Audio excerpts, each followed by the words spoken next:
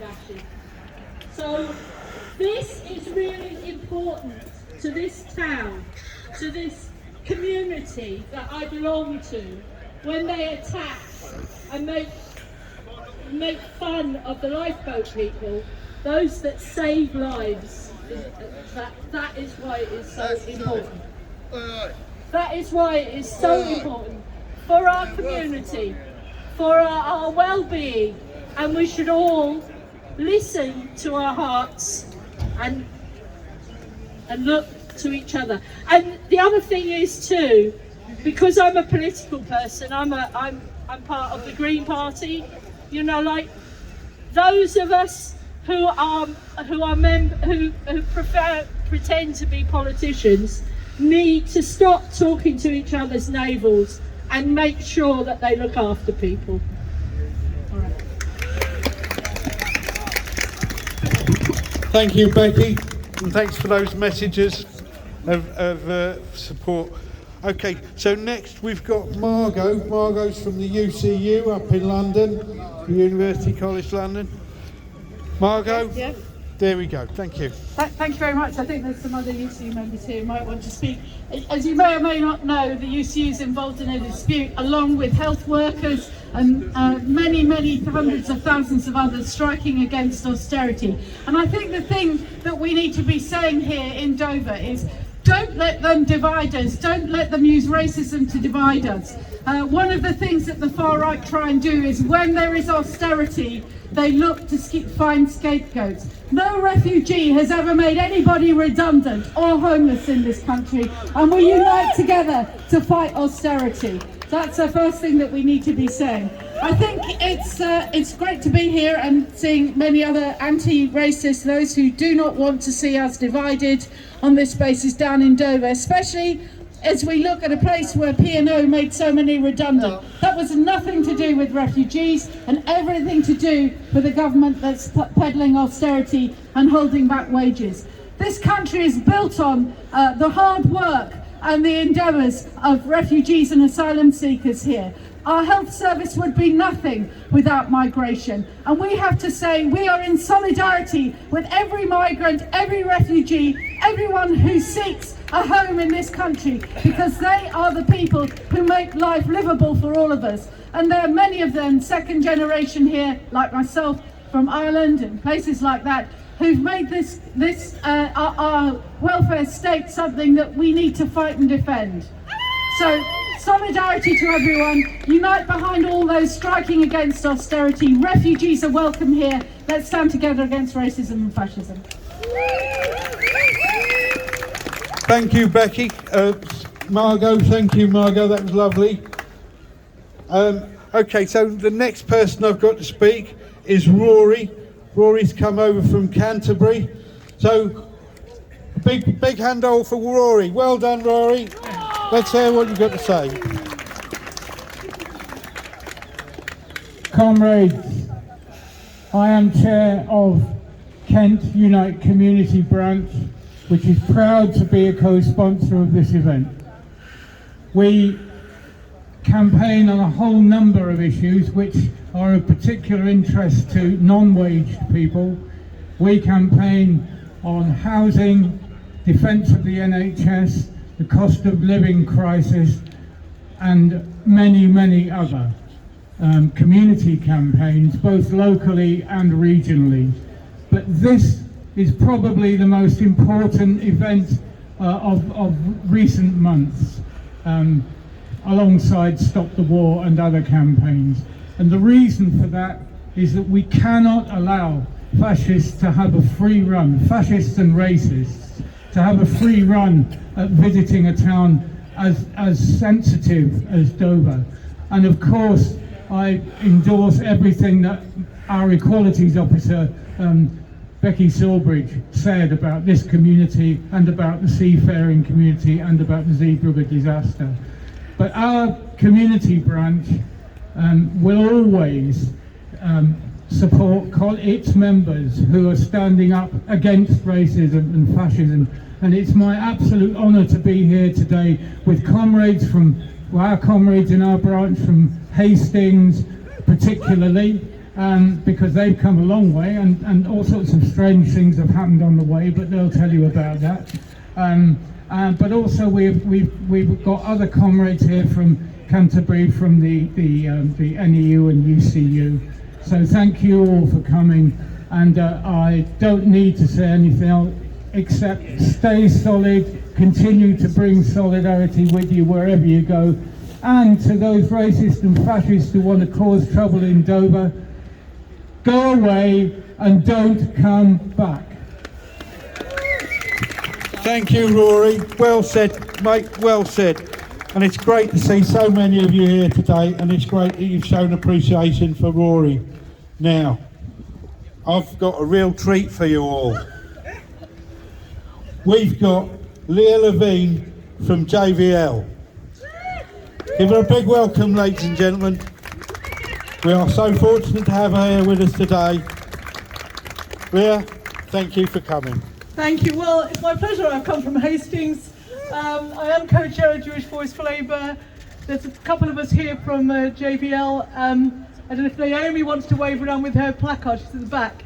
But basically, we know what it's like. You know, in our own history, you know, refugees who've been vilified, you know, treated like dirt. But what I really want to say is the fight against racism and the fight against austerity are part of the same fight. We need to name the racism, we need to name anti-Semitism, Islamophobia, all forms of discrimination and hatred, and we need to fight it. We need to understand, why does it get a grip? Because while there are the nasty fascist elements who are trying to manipulate people's concerns, what we have are people who aren't called fascist elements, who are in our government, who are using the sort of language that whips up the fear and the hatred. And it's a politics of scarcity. And there's no scarcity in this country. There's actually no scarcity across the world. We just know what there is a complete error, minor word there, of distribution. So greetings from Jewish Voice for Labour. Greetings from Hastings. I don't know if you're going to ask anyone else from Hastings, but there is one of the chair of the Trades Council happens to be here, and he has a story to tell. He may want to tell us. So this was totally unrehearsed, so I don't want to take over the organisation, but you might want to invite Simon to speak. But thank you for being here. Thank you for making us so welcome. We will always be here. We'll stand with you. We'll stand with the refugees, whether they're in hotels or on the beaches. As they do come to Hastings sometimes, as many of you will know. So enough from me. Thank you very much. Solidarity, comrades. Thank you very much, Leah. What a wonderful lady. Thanks for coming and speaking. Now, we've got a local man. We've got a local lady too.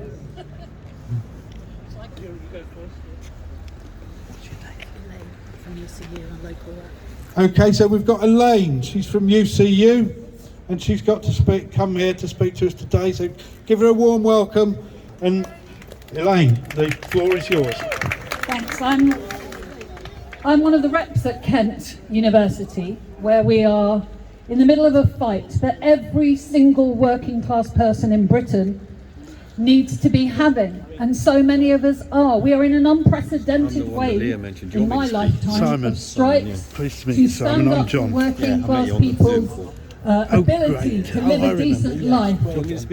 And living a decent life is something that matters to all of us. Being able to eat, being able to have a shelter, being able to feel safe. It matters to everyone in our community, and we have now a poison that's coming in just at a time when working class people are beginning to organise back against all of these years of the Tories' theft from us and into the pockets of their friends, the corona contracts, every other bloody contract, the way in which I'm part of the SOS Whitstable, the Sea campaign, and the way in which the government have legitimised, since we started fighting, putting shit in the sea. They've made it more legal. It was completely illegal before, and they have intervened in order to help the big businesses who take our money. We pay hundreds of pounds every goddamn year to clean sewage, and they pour it straight into the sea instead of investing for 30 years. There are two sides in our society, the ones who are taking from ordinary people and putting it into their own pockets, and the ones who are trying to make a world in which we feel safe, in which we're fed, in which we're housed, in which we have solidarity and decency against against them and for each other. And the fascists have come in here across the country now, community after community. A small band of troublemaking outsiders are coming into our communities to try and organise the people who are the most disillusioned, the most desperate, the most unable to see where solidarity lies, into a fascist band. We cannot let them do it. Desperation must not be allowed to win. The movement of hope is the movement of organisation. We have 2,000 people in Little Whitstable turning up on the beach against the sewage being dumped there. 2,000 people in a small community. Every time we organise things like food banks, people come and they put solidarity there. The majority of this community are with us, and we need to go from today and organise in our estates, in our streets, in our workplaces, because we are actually many. We are many, and if we all spat together, I'm telling you, we drown those fascist bastards. We've done it before, and we can do it again, but we have to get ourselves organised. So much solidarity. See you on the strikes, see you on the picket lines, see you on our side of the class war, and we are going to beat those people. And we really do need to not just kind of mobilise on odd Saturdays now, but start organising ourselves street by street, town by town, workplace by workplace, in order to bring the majority out, because we are going to win. We are the biggest. Thank you very much. Okay, that's brilliant. Another great speak. And now we've got Wyman. Give Wyman a big welcome. Thank you very much. I've come down to support the people of Dover, to resist those people that want to divide our community. And let's be honest about some of these people. They've just discovered an inquiry was held into Boris Johnson. Did you see it? And the question was, did he mislead the government? Did he mislead the country when he was in government? They spent 12 months trying to find this out. I think all of us knew this within 2 seconds, right? That the man was a liar and was seeking to divide. And we're always told that there's a problem of people coming from overseas and trying to run this country. I had no problem with the immigrant Prime Minister that Boris Johnson was. He was born in America and he was welcome to be a Prime Minister. What I'm against is the idea that he's able to put forward divide and rule as a solution. And the people that came after him are to blame. For 13 years we've had a Tory government. Who is to blame for the decline of the NHS? It's not somebody who's just arrived in this country who's desperate from one of the wars that took place. Who's to blame for the attacks on our schools and the degradation that's taken place in education? They'd like us to believe that it's a refugee from Syria or from Afghanistan. What I'm against is a two-tier apartheid refugee system that we've developed. I think if you're from Ukraine, you're welcome here. If you're from a war-torn place, desperate for safety, you're welcome here. But if you're from Ukraine, you're given an airplane ticket, you're given a place to live, and you're told you can work. But if you're from Africa, or you're from Syria, or from Afghanistan, you're told that you're a problem. The only way there's no safe passage for people. The government produced a report from Afghanistan they said they were going to work with interpreters so that they would have a safe passage here. Do you know how many people got safe passage here? None. This means this is an absolute disgrace. And the Mediterranean and parts of the Channel have been just turned into a grave. I remember when Aaron Kurdi washed up on the shores of Europe, and the picture that everybody saw, and we recognised we were listening or watching a humanitarian disaster take place in front of our eyes. And I'm proud to say that Stand Up to Racism has always said that refugees are welcome here. But I want to say where we learned that lesson from. One of the founders of Stand Up to Racism was a man called Henry Guterman. He was a survivor from the Kindertransport. And he told us that when he came here as a 14-year-old child, that people ran stories saying that there were rats and there were cockroaches. that the Jewish people escaping from the Nazis were the problem, and not the politics of hate that chased them from their homes and from their country. And we had a slogan that never again will people that seek shelter or safety will not receive a welcome. And that's what we should stick to. Because you know what's despicable? That people like Braverman and Priti Patel, who took advantage of the same system to give safety to their families, turn round and attack anybody else using that system. And why do they do it?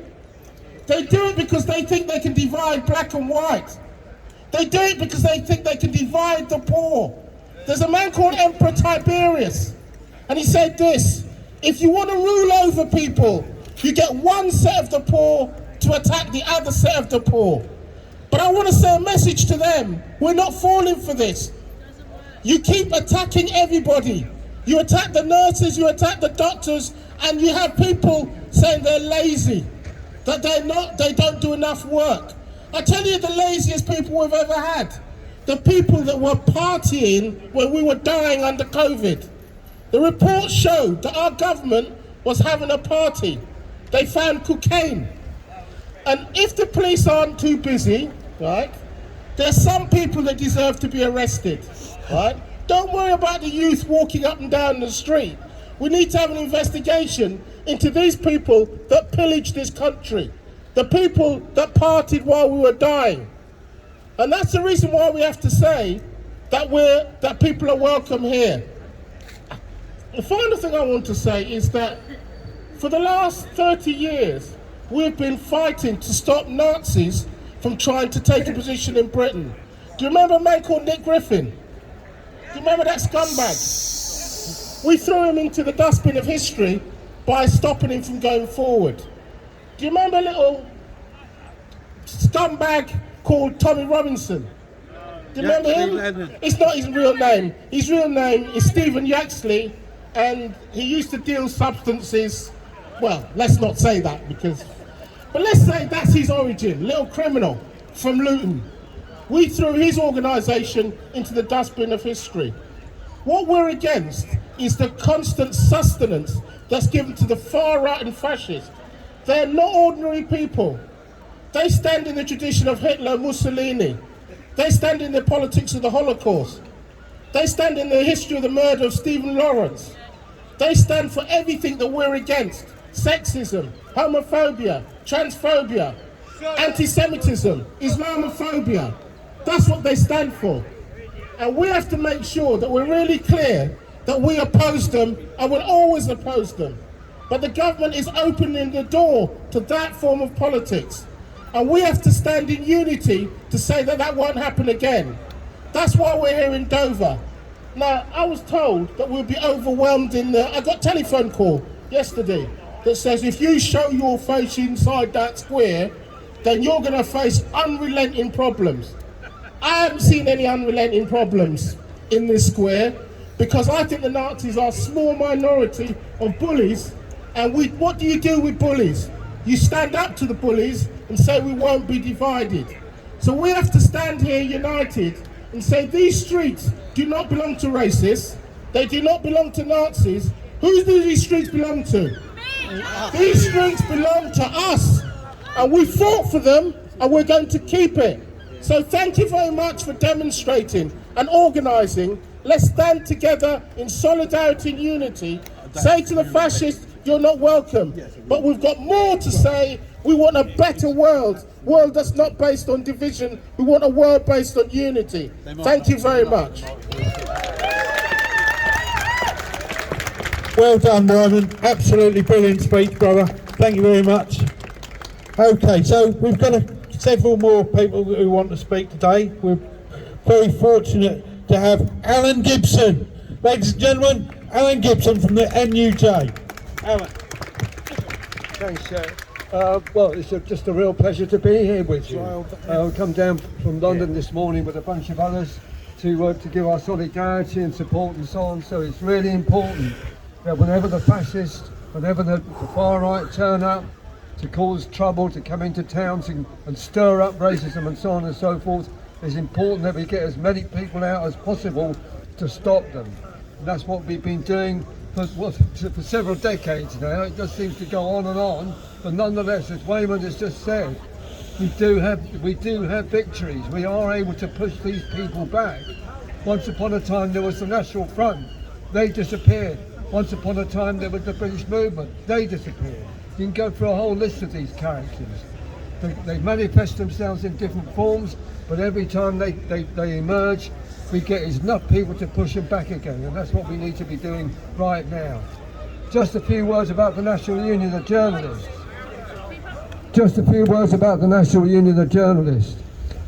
My union represents an industry some of which is responsible for churning out the lies and the filth about refugees and asylum seekers on a daily basis.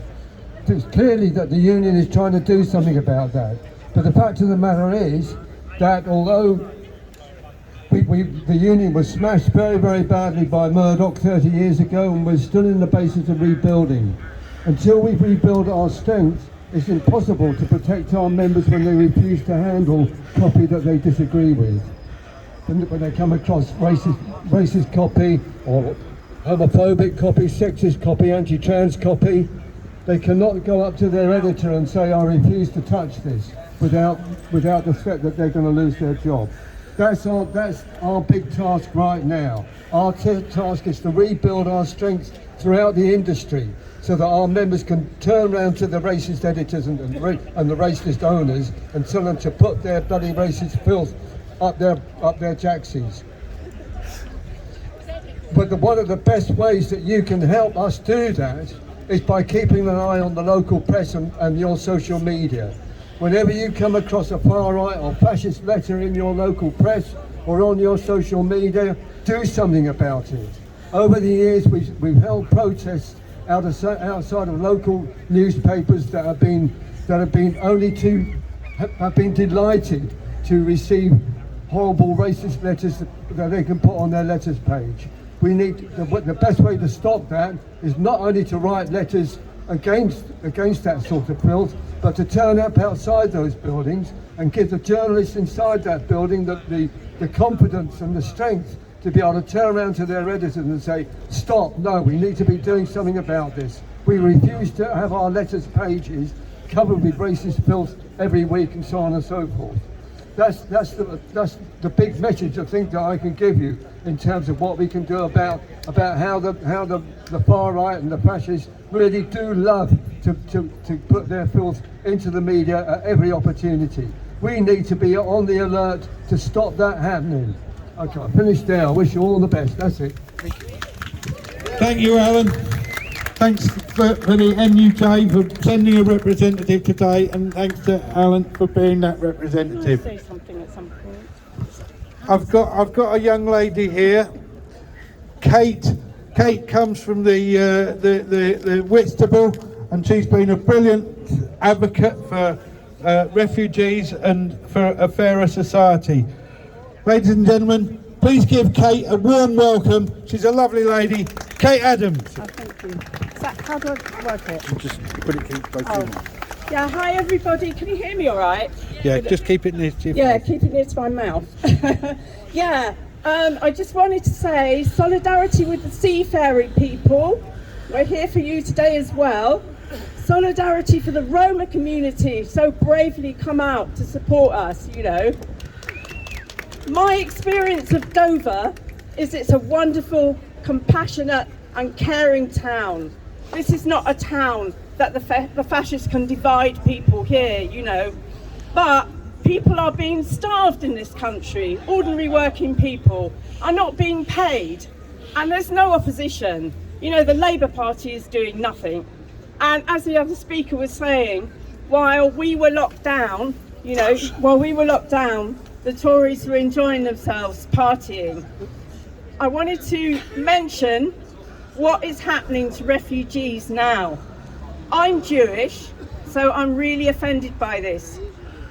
In 1905, immigration controls were brought in to exclude Jewish people fleeing from pogroms. And immigration controls are there to divide us. The new Immigration Act that's been passed is criminalising claiming asylum. Unbelievable. Something in international law allowing people sanctuary. A whole raft of laws that were introduced in the lockdown have meant that we are vulnerable to being arrested and put in prison. The same for asylum seekers. In Elmley Prison in Sheppey, there are about at least 20 people who've been arrested for coming in on a small boat only because they want to claim asylum. This is now a criminal offence. It's absolutely outrageous, and we have to protest that. You know, everybody is welcome here, and without border controls, people could just come in and work and pay taxes and be part of our community. And that's what we have to call for. You know, that unity and solidarity with everybody. Thanks. Thank you, Kate, and thank you for the work that you do to make lives for refugees more tolerable when they come to this country. Thank you for your speaking on their behalf time and time again. I've got a young man come all the way from Hastings. Simon from Hastings Trades Council, ladies and gentlemen. Hiya, Simon Hester, the chair of Hastings Trades Council. I'm also the secretary of Hastings Stand Up to Racism, and I'm part of a group in Hastings called Hastings Supports Refugees, which has a beach response team, so that if a dinghy of refugees arrives at the beach in Hastings, which is unusual, they have to go way off course to end up in Hastings, then we're there quickly to welcome them, provide them with clean clothes, dry clothes, provide them with drink and food. Because what we say, and I hope what you're saying, is that refugees are welcome here. It's quite interesting. Okay. I wasn't going to speak, but because of what's happened this morning, it's been suggested I should speak. Because about an hour ago, on the way over here, my car, we had people in the car, was stopped by the cops. Interesting, they came up behind us with their flashing blue lights, pulled us over. Lots of questions. Did we have banners? Did we have weapons? Where were we going? Who were we going to see? And it was clearly an attempt to intimidate protesters, frankly. In the end, they kept us for about half an hour, and off we went, and we're on our way. And I only say that because let's contrast what might happen today. I don't know. But if a group of fascists do turn up at the station or at the Travel Lodge, and maybe if they attempt to march, they will be protected by the police. That's what the police always do. The police protect the Nazis, and they actually attempt to intimidate people who protest against racism on occasion, as happened earlier. And I noticed, I don't know where she's gone, there was a police officer earlier videoing everybody. I was hoping to put my nice side up for her. Don't know where she is. Maybe she's got everybody on camera already. The fascists will be coming here to stir up racism and to try and build a movement of racism aimed at refugees and everybody else affected by racism. But it's not, but they're just a tiny minority of people who said, and the real threat, I think, is coming from the top. In Hastings, we have a Tory MP called Sally Ann Hart, who last week, on her Facebook page, had a photograph of herself outside the hotel that refugees are housed in, naming the hotel and saying it's an outrage that taxpayers' money is being spent to house refugees in hotels. This was and is an absolute clear incitement to racist attacks, because we know that across the country there have been demonstrations and protests at the end of the hotels that are housing refugees, and it's coming from the top. The deputy chair of the Tory party, Lee Anderson, yesterday in an interview on BBC was saying exactly the same thing, and that he has sympathy with the protesters against the refugees. They're stirring it up from the top because they can see what's happening at the bottom. The last time I was in Dover, I've been here 3 or 4 times. The last time I was in Dover, I was here for a protest. It was about a year ago, I was trying to think. And it was about the protest against the sacking of the P&O ferry workers. an outrageous and illegal act which the employers knew was completely illegal, and they got away with it because nobody enforces employment law. Employers can do what they like to sack people, to cut people's pay, to make life difficult for workers, and they get away with it. But these things are connected. The previous time I was in Dover, I was part of a big convoy, a cavalcade of people and cars and vans and buses taking stuff over for the refugees in Calais. That was 3 or 4 years ago, and we got stopped. We got stopped from crossing the channel because they thought we were going to be causing trouble in France. We weren't. We were going there to help refugees. You can see the connection here, attacking the workers, sacking the workers, but at the same time stopping anybody else attempting to support refugees. Did a refugee sack anyone from P&O? No, they did not. Did a refugee cause inflation and cause the cost of living crisis, face millions of workers?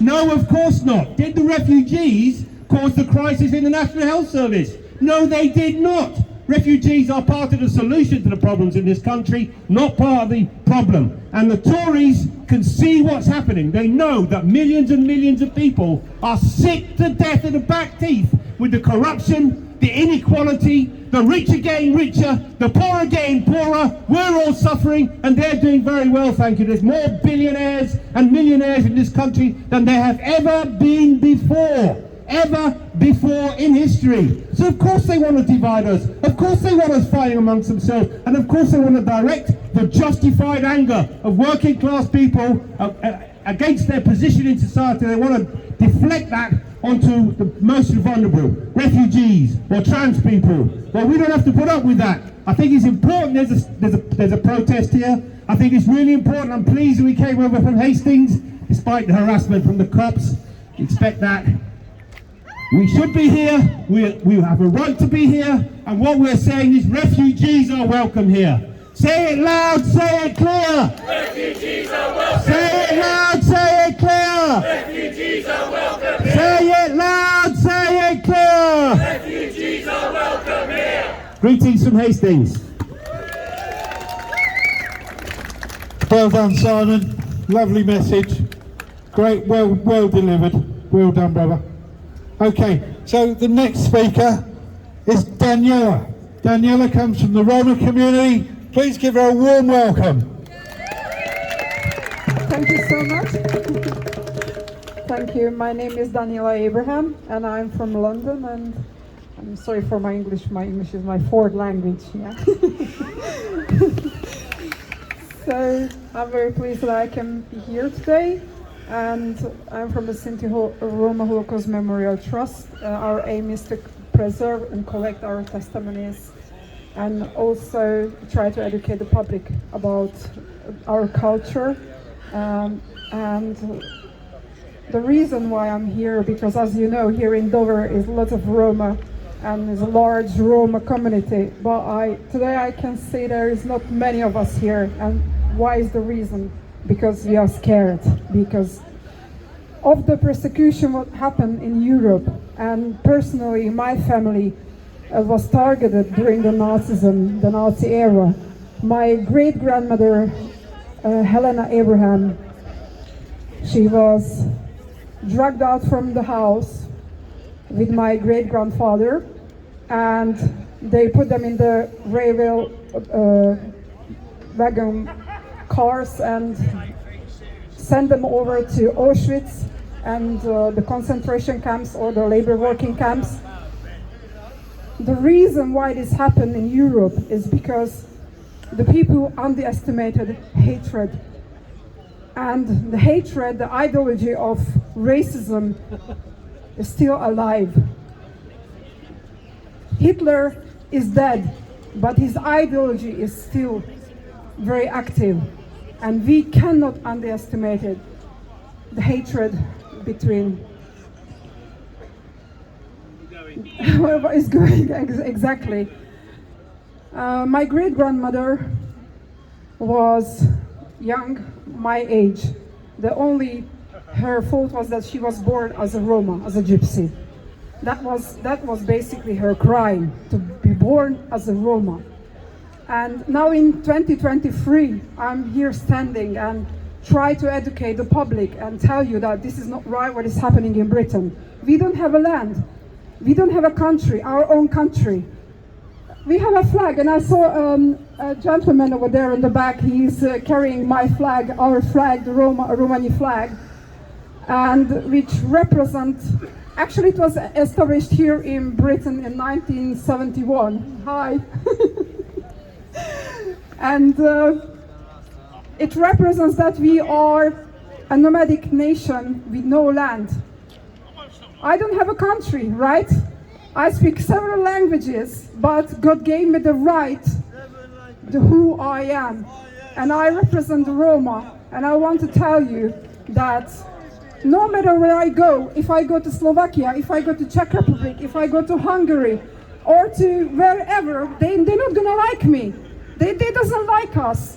What they see, on the news, and here in Britain as well, what you can see is the stereotypes that we are stealing, we are thieves, we are criminals, we don't want to work, we are taking social benefits, we don't want that our children will go to school, and we are lazy people. Of course, we are lazy people, right? And this is what the media says, but this is not the truth. Because here in Dover, as I said, is a large community, and all the families are hardworking people. They're working in the factories, they're working day and night to provide for their families. And why I disagree is basically that they're trying to always portray the migrants, the refugees, that we are some kind of like lower class, same as they did to my great-grandparents. This ideology is very alive here in Britain. And the politicians as well in this country, why I'm afraid, and I think it's the time to speak up, and we have to speak up for ourselves as a Roma as well, that the fascism is very dangerous, the ideology is very dangerous. It costs many millions of lives in Europe, and I don't want that my children in this country, where is freedom, it will be something disastrous in the next couple of years, and I'm afraid that my children and the future generation will be not safe anymore in this country. We are Roma, we are travelers, maybe we don't have our land as I said, but we have our faith, we have our God, and we have a people around us like you who are here, that I know that no matter what will happen, because politicians cannot divide us, we are all one as another, and God bless you, and thank you so much. Danielle, well said and well done. Very brave of you to come up here today and speak to us all. And thank you for giving Danielle the support. Okay, so I've got another speaker now. Councillor up in Thanet, a man who arrived in this country in the back of a lorry 20 years ago, a man who was himself a refugee and now has become a hero within his own community. Please welcome Councillor Adam Roth.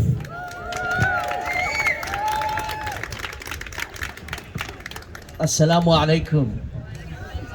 Peace be with you all.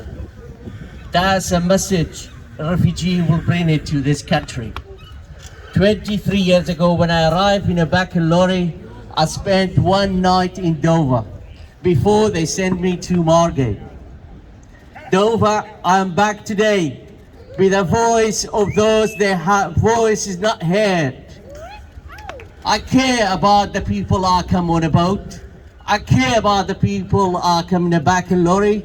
I care about the people that government doesn't find a safe route for them to get to here, because I came to here as asylum seeker. I know what it's like.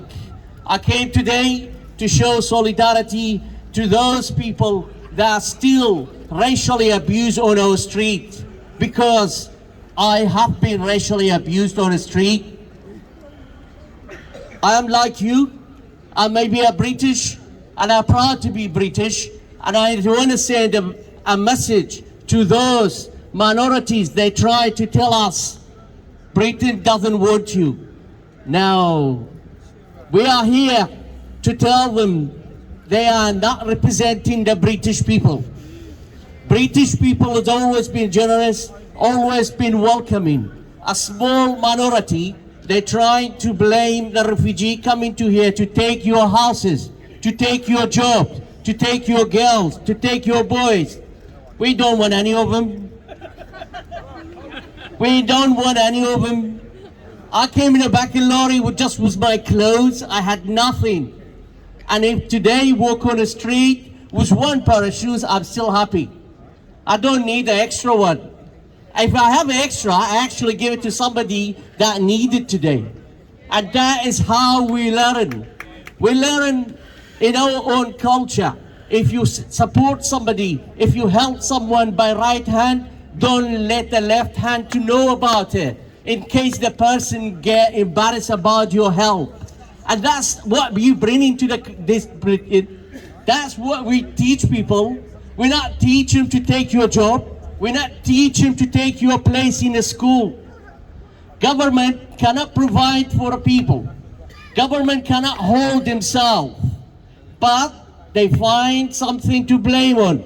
And who is today to blame? Is refugee. Do you know why? Because it's election next year, local election this year. And how we collect vote? We have to blame on somebody to come to here. They run away from a war. The war that they sold the gun to the people to fight them. They create the war and then they tell a refugee, you can't come to here. Let's think about it. If you are selling a bomb to the people who are bombing me, don't tell me don't come to here. It's the logic. You're the one created the war, made me homeless, destroyed the house, killed all the families, and you come, when I arrive here, you tell me, you come here to take my job. You come here to take my houses. Well, build the houses for the people who are homeless in here. Look after them. They told us, charity start from home. Let's vote for Brexit. What they did, we got no tomato, no cucumber in a shop. And they blame that on the refugee as well. Maybe they say, oh, they will eat it all. We're a meat eater, by the way, just to let you know. But that is not a joke. That is the reality. One day they blame it on a refugee, one day blame it on a Brexit, one day blame it on the EU, until they run out the idea. Our job is to tell them there is no room for racism. Love, don't hate. Thank you. Thank you, Aaron. Well done for the journey that you've been on. And thank you for bringing that message. And just to enforce that message, I'll tell you now, the people that cause us the problems in this country aren't the people that arrive in dinghies. They're not the people that arrive in the back of wagons. They're the people that arrive in private yachts, private jets and luxury yachts. They're the ones that are going to exploit you. They're the ones that are driving down wages so that they can have another yacht, another private jet. Ladies and gentlemen, thank you very much. We've got another speaker now. Where is he? Steve Wilkins. Steve is from Medway Trades Council. Please give Steve a big welcome. Hold it close to you. What's the name of that last speaker? Councillor? Councillor Aram Rawf. A-R-A-M-R-A-W-F. Rawf. What country is he from? Iraq. He's British. He came from Iraq. Originally from Iraq, okay. He's now got British citizenship. Go and have a word with him. Go and talk to him. Okay. He's a good lad. He's a councillor up in Thanet. He represents a ward in Broadstairs. Right. As a councillor, we can get his number. But he's right behind you. Right. Okay. Now we know that things are getting pretty grim at the moment. You ready now? We know that there are people are finding Kelly from that they can't afford stuff that they used to afford. In fact, some people are really, really struggling, and they're struggling hard. And we have a government and employers who say, okay, you took a hit after the banking crisis, and now we want you to take another one. They're saying, no, you can't have any pay increases that match inflation. They're saying, well, we can't afford to do anything about public services that are already in deep crisis. And so there is always a question for governments who don't want to do that, who do unpopular things. And that's shifting the blame, as people have said. It's a necessity to deflect the blame to somebody else and to distract people from looking at the people who are really responsible. And so we are today, what they do, and every government does this over the world, when they're in trouble, find a marginalised group to blame. And you can't get much more marginalised than being a refugee. And this message of hate is pumped out by the press. And who owns the press? Well, it's billionaires, the people who are actually having the tax cuts, the people who want more tax cuts for big business, the people who want more tax cuts for the already filthy rich. And they are pumping out this poison that somehow refugees are to blame.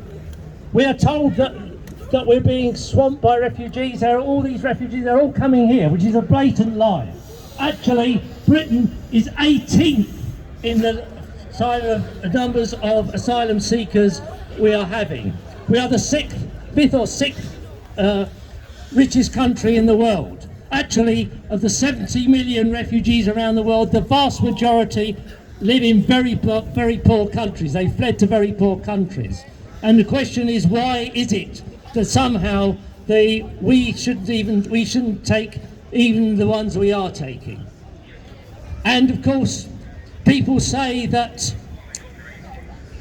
when we come out and defend refugees, when we say that we oppose fascists, when fascists come around, far-right groups, well, just ignore them, go away, they won't do anything, we don't have to do anything. Well, we know what happens. We saw that in Knowlesy. When you allow these people to spread the poison, to echo the lies that are put in the press and what the politicians say, but even worse, and they encourage people to take action, to actually attack refugees, or people that they think are refugees. One of the key things that happens with the anti-refugee rhetoric is that it spills over. It spills over into general racism, because quite frankly, you can't tell who's a refugee and who is not a refugee. So it means that anybody who has a slightly different skin tone or has a different accent may be a refugee and are assumed often to be refugees. And so all those people are potentially victims of abuse, either verbal or physical. It boosts racism, it boosts division, and that doesn't help people fight back against wage cuts, it doesn't help people fight back against cuts to benefits and the rest of it. And the thing is, if we weren't here, if we do not confront and fight against fascists, you'll see the sort of thing that we saw in Knowlesy.